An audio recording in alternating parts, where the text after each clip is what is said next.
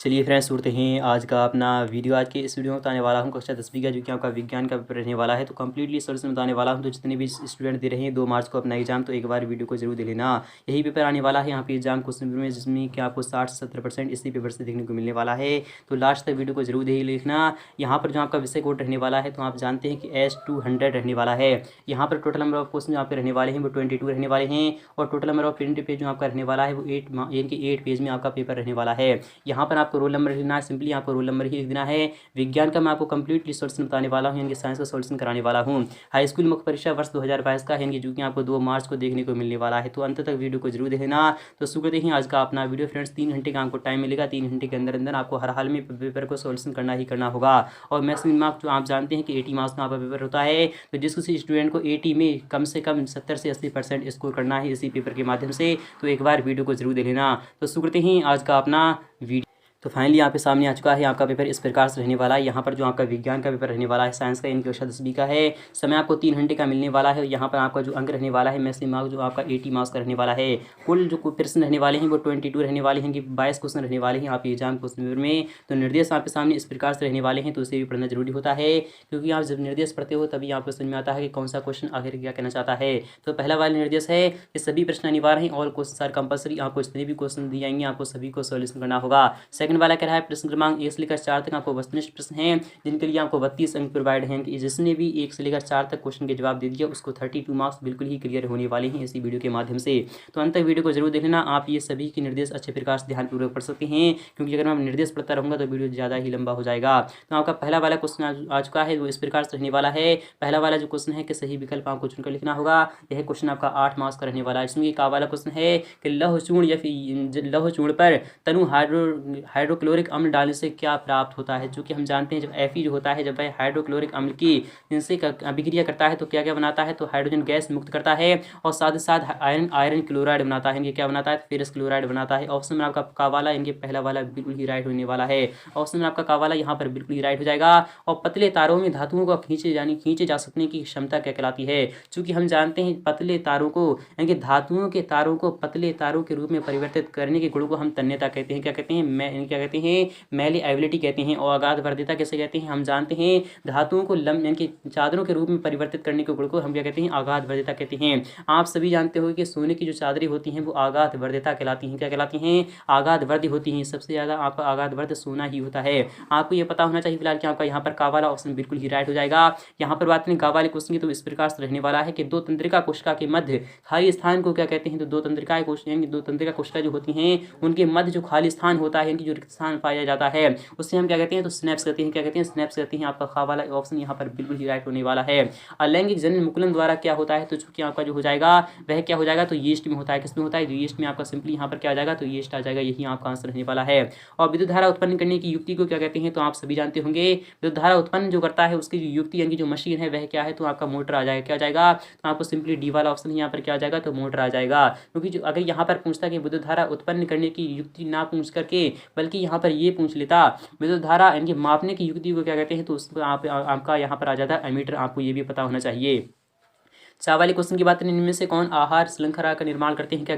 क्या घास, गेहूं और आम है, तो बिल्कुल ही नहीं है। क्या घास, बकरी और मानव है, तो हाँ यह बिल्कुल ही आपका राइट हो जाएगा। सेकंड वाला ऑप्शन आपका यहाँ पर बिल्कुल ही राइट हो चुका है। क्वेश्चन नंबर 6 की बात करें, यहाँ पर इस प्रकार से है कि विश्व में सबसे तेजी से कम होने वाला प्राकृतिक संसाधन कौन सा है। क्या जल है, तो बिल्कुल ही नहीं। जल तो कभी खत्म ही नहीं हो सकता, क्योंकि 3/4 आप सभी जानते हो 3/4 आपका क्या होता है, तो जल होता है। यानी कि जो पूरी पृथ्वी पर सबसे ज़्यादा जल ही है, यानी कि 75% जल से आपका पृथ्वी घिरा हुआ है। यहाँ पर बात करें नेक्स्ट, यहाँ पर कह रहा है क्या वन है, तो हाँ यह आपका विकल्प बी वाला बिल्कुल ही राइट हो जाएगा। क्योंकि जो वन है, वन की मात्रा कहीं दर प्रतिदर कहीं कम होती जा रही है, दिन प्रतिदिन कम होती जा रही है, इसलिए आपका विकल्प सेकंड वाला आ जाएगा।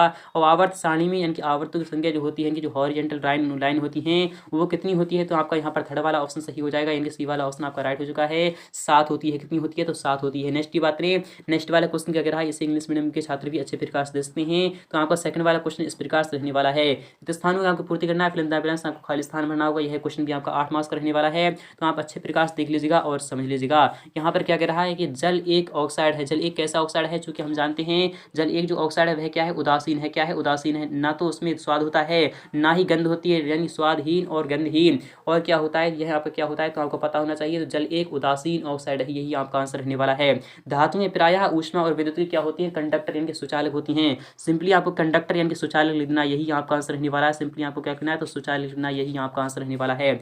और मादा और गर्भवत शिशु के बीच जैविक संबंध ये स्थापित करने वाला जो ऊतक होता है वह क्या होता है? तो आपको पता होगा क्या होता है तो प्लेसेंटा होता है। क्या होता है तो प्लेसेंटा। आपको सिंपली यहाँ पर क्या लिख देना है तो प्लेसेंटा लिख देना, यही आपका आंसर रहने वाला है। तो सिंपली यहाँ पर क्या लिखना है तो प्लेसेंटा लिख देना, यही आपका आंसर रहने वाला है। तो पहली वाली में आपका क्या आ जाएगा तो प्लेसेंटा आ जाएगा। नेक्स्ट बात करें कि पादपों में जल के वहन के लिए क्या उत्तरदायी होती है? तो जाइलम उत्तरदायी होती है। क्या होती हैं? जाइलम उत्तरदायी होती है। यहाँ पर अगर पूछ लेता इनके पादपों में इनकी यदि यहाँ पर क्या पूछ लेता इनके फल की बात करता तो आपका फिलोएम आ जाता। नेक्स्ट बात नहीं कि पराग कोश में क्या पाए जाते हैं? तो पराग कोश में क्या पाए जाते हैं? तो पराग कण पाए जाते हैं। क्या पाए जाते हैं? तो आपको सिंपली यहाँ पर पराग कण लिखना है। क्या लिखना है? पराग कण लिखना, यही आपका आंसर रहने वाला है। नेक्स्ट बात नहीं कि आनुवांशिकी के जो जनक है वह कौन है? इनके फादर ऑफ आनुवांशिकी कौन होती है? तो आपको पता होना चाहिए कि कौन है तो मेंडल है। आपको सिंपली यहाँ पर क्या लिखना है तो मेंडल लिखना, यही आपका आंसर रहने वाला है। और किसी तार का जो प्रतिरोध होता है उसकी लंबाई क्या होता है? अनुक्रमानुपाती होता है। क्या होता है? अनुक्रमानुपाती यानी समानुपाती होता है।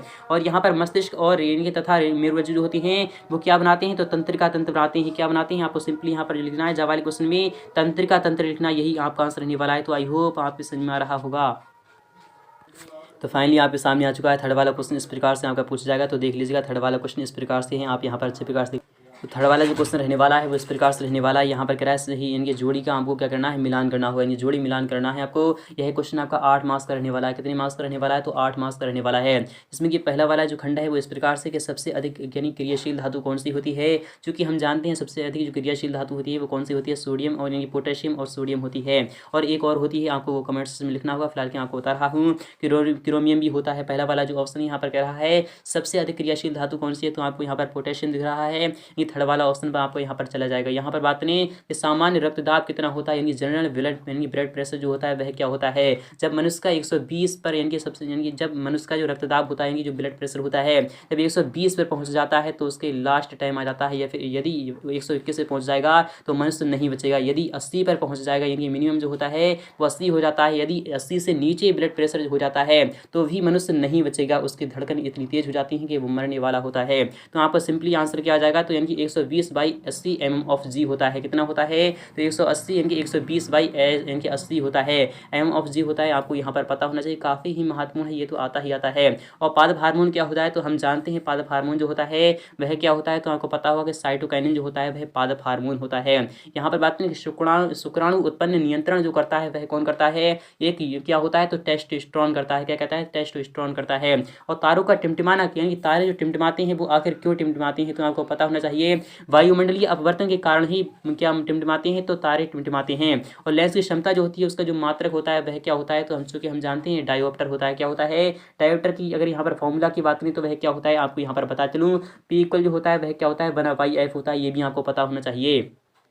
और लेंस की क्षमता होती है तो आपको पता होना चाहिए लेंस की क्षमता जो होती है तो डायोप्टर होती है। जरा दृष्टि दोष को किस प्रकार से हम दूर कर सकते हैं? जरा दृष्टि दोष पहले तो आपको ये पता होना चाहिए कि जरा दृष्टि दोष आखिर होता क्या है। तो यानी जरा दूर दृष्टि दोष है, ये यानी जरा दूर दृष्टिता है तो आपको ये पता होना चाहिए कि ये ऐसे प्रकार का रोग होता है जिससे यानी जिस मनुष्य की आँख में ये दोष होता है वो मनुष्य कहलाता है। उसमें निकट दृष्टि दोष और दूर दृष्टि दोष दोनों ही पाए जाते हैं। ना तो उस मनुष्य को दूर का स्पष्ट रूप से दिखाई दे सकता है, ना ही उसे कि उस मनुष्य को पास का स्पष्ट रूप से दिखाई देता है। तो ऐसे मनुष्य के जो आंख में जो नेत्र होता है, नेत्र में जो दोष होता है उसे हम जरा दृष्टि दोष कहते हैं। तो आपको यहाँ पर जो इस प्रकार से आंसर हो जाएगा उसका जो हम निवारण करते हैं तो द्विफोकसी उत्तल लेंस से करते हैं। किससे करते हैं? द्विफोकसी लेंस करते हैं। तो आपका फिफ्थ वाले ऑप्शन पर चला जाएगा। तो आई होप ये भी आपको समझ में आ रहा होगा। और विद्युत विभवांतर का जो ऐसा ही मात्रक होता है वह क्या होता है तो वोल्ट होता है। ये भी आपको पता होना चाहिए। और यहाँ पर बात करें नेक्स्ट वाले क्वेश्चन की तो वो भी देख लीजिएगा। तो क्वेश्चन 4 यहाँ पर इस प्रकार से रहने वाला है, ये आप अच्छे प्रकार से देख लीजिएगा और से समझ लीजिएगा। यहाँ पर कह रहा है एक वाक्य में आपको आंसर लिखना होगा। यह क्वेश्चन अभी आपका 8 मार्क्स का रहने वाला है। यहाँ पर कह रहा है कि शुद्ध जल का पीएच मान आपको लिखना होगा। चूंकि हम जानते हैं शुद्ध जल का जो पीएच मान होता है वह 7 के इक्वल होता है। आपको सिंपली 7 लिख देना है।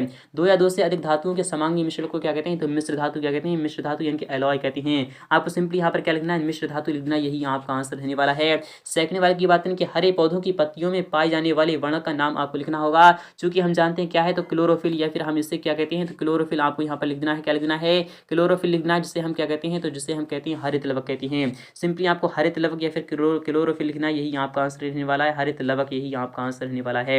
और यहाँ पर बात करें कि नर युग्मक एवं मादा युग्मक के संलयन को क्या कहते हैं, तो आपको सिंपली यहाँ पर क्या लिखना है? निषेचन लिखना है। क्या लिखना है? निषेचन, यही आपका आंसर रहने वाला है। यहाँ पर बात करें कि लिंग निर्धारण करने वाले गुणसूत्र आपको बताना है, तो कौन कौन से हो जाएंगे, तो सिंपली यहाँ पर क्या लिखना है? एक्स तथा वाई लिखना है। क्या लिखना है? एक्स तथा वाई लिखना, यही आपका आंसर रहने वाला है। लेंस की क्षमता जो होती है उसका सूत्र मैंने अभी आपको बताया था। डायोप्टर इसका मात्रक होता है, जिसे हम किससे दर्शाते हैं, तो जिसे हम दर्शाते हैं पी से दर्शाते हैं। पी बराबर क्या होता है? 1/f होता है। यानी फोकस दूरी का क्या होता है, तो यह होता है आपका क्या होता है? व्युत्क्रमानुपाती होता है। और निकट दृष्टि दोष दूर करने का कौन सा उपयोग यानी आपको यहाँ पर पता होना चाहिए। जब मनुष्य की नेत्र में निकट दृष्टि दोष पाया जाता है, तो आपको पता होगा निकट का तो स्पष्ट रूप से दिखाई देता है परंतु दूर का स्पष्ट रूप से दिखाई नहीं देता है। तो ऐसे मनुष्य का जो निवारण करते हैं तो अवतल लेंस से करते हैं। किससे करते हैं? तो अवतल लेंस। आपको सिंपली यहाँ पर क्या लिखना है? तो अवतल लेंस लिखना, यही आपका आंसर रहने वाला है। अवतल लेंस, यही आपका आंसर रहने वाला है। नेक्स्ट की बात करें, यहाँ पर कह रहा है विद्युत प्रतिरोध का ऐसा ही मात्रक आपको बताना होगा। तो आपका क्या आ जाएगा? आपको सिंपली यहाँ पर ओम लिखना है। क्या लिखना है? ओम, यानी कि इसका जो ऐसा ही मात्रक ओम होता है। यहाँ पर बात करें 5वें क्वेश्चन की, वो इस प्रकार से रहने वाला है कि श्वसन की क्रिया को यानी कि ऊष्माक्षेपी अभिक्रिया क्यों कहते हैं, आपको बताना है।